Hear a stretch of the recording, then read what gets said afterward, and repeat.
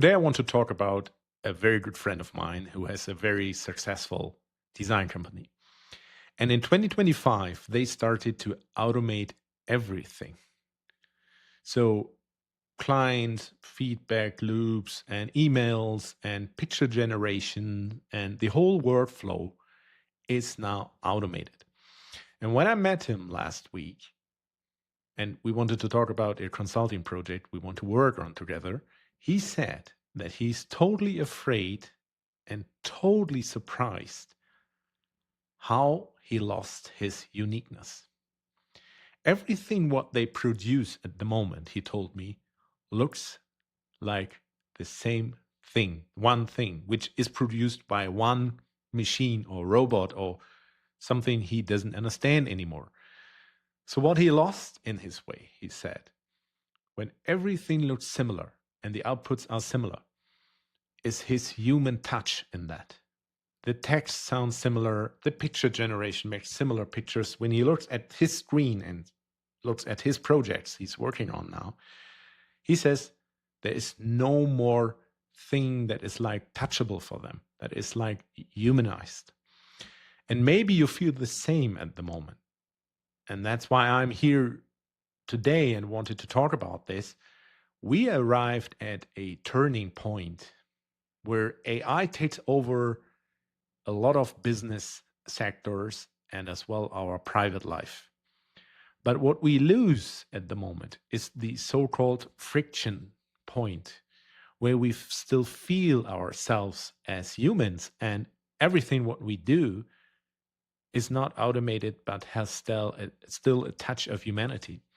So when I talk to CEOs or employees from big or small companies in my consulting projects, they tell me that they lose control over the velocity. They're in this so-called velocity gap because they are just hunting and they're looking for the latest trends and they are totally afraid of losing this race against AI because the pace is so high. And every day there's a new tool coming to the markets, or every day there's something new what they read in the newspapers. And this is also FOMO, or fear of missing out, because they say the competitor maybe has it.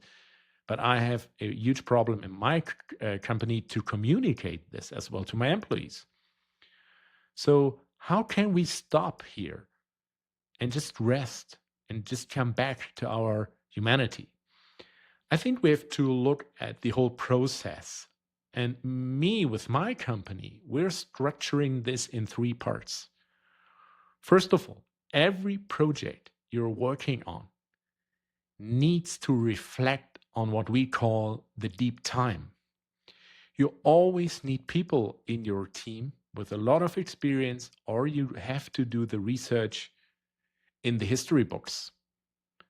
I'm really talking about the history of economy. So what we do is we research the facts and not the hype. What happened years ago, and we reflect on this. So we reflect on history. What happened to the humans when machines were invented, when the first books were printed, for example, when photography was invented. Think about this when you have your consulting business or when you have your business and invent as a startup something new. Think about the history and go back in this time and discuss this with your team. The second thing what we do is what I call we look at the architecture of living. How is this new technique which is there? And I press the stop button every time in discussions when I talk to my team. How is this new tool affecting our daily life? Is it really supporting us? Or is it more hurting or disturbing us? Do you really want AI listening to you all day long with these voice modes or microphones? Or do you really want to live in a smart home? Is this a point where you want to tell the AI, okay, I need more light here, I need less light here, I need music, I need my microwave now working, or do you want to do this by yourself? That are basic questions when you develop new products or new service ideas. How this architecture of living, we're living in a world where we have a physical part as well that will be affected by robots and by agentic AI. So think about this when you develop new products. And the third thing is that we do not avoid technique. We're thinking about the mechanics of tomorrow. How can we integrate AI into business life or into private life or into projects? Or when you are a CEO, you have to ask yourself, because this is happening at the moment, that you integrate the AI that is really needed, not because a clever salesman probably from an AI company comes to you and wants to sell a super service because everybody's using it at the moment. You have to sit down, you have to analyze, you have to rest and need silence and a moment for yourself and your team for this, and ask your company and ask your employees which mechanics of tomorrow you really want to use. Let's go in one real life example that maybe happened to you, and it happened to me because I worked more than 25 years in the sales business. And when I'm consulting startups or big companies, I'm traveling a lot. So you have two types of hotels. The first type is this total automated hotel where not even a person is at the reception desk. There's a machine where you need a code, maybe you come to your room, everything is done with smart buttons and labels, and you feel like somebody who has just the night there. And when I leave these totally automated, clean designed hotels, in the first moment, I think, wow, this is new design. This is the future. iPads everywhere, buttons that are lightning. A sound when I enter into the room just begins. But then the light is talking to me like this. I have to talk to the lights to say lights on, lights off, maybe.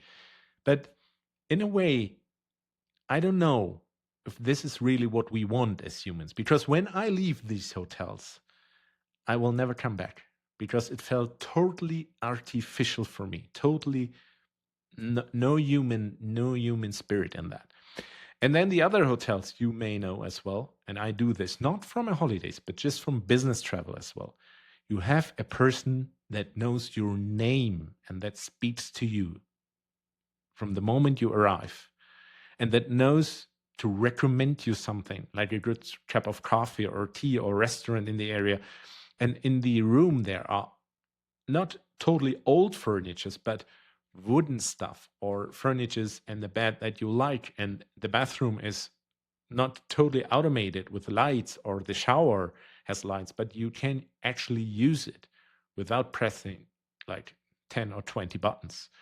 You leave this hotel, and then if you like a small gift like a chocolate or something, like a recommendation letter for your friend, maybe because you feel so good, they know that you feel so good, and if something is wrong, you can talk to somebody.